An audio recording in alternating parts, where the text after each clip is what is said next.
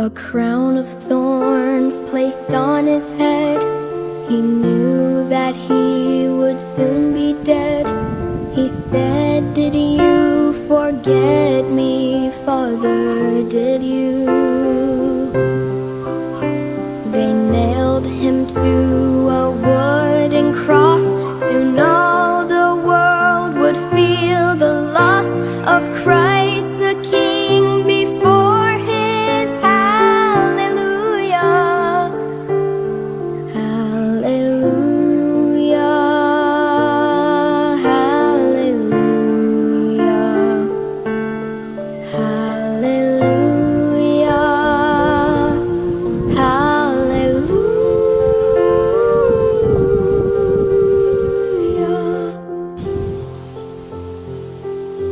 He hung his head and prepared to die, then lifted his face up to the sky, said, "I am coming home now, Father, to you." A reed which held his final sip was gently lifted to his lips. He drank his last and gave his soul to glory. Hallelujah,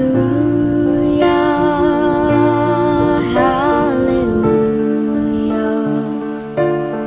hallelujah, hallelujah.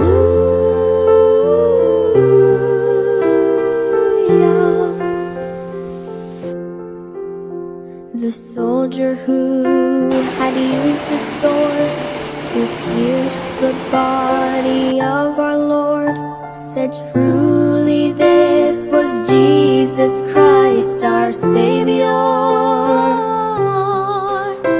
He looked with fear upon his sword, then turned to face his Christ and Lord, fell to his knees, crying, "Hallelujah, hallelujah, hallelujah, hallelujah, hallelujah."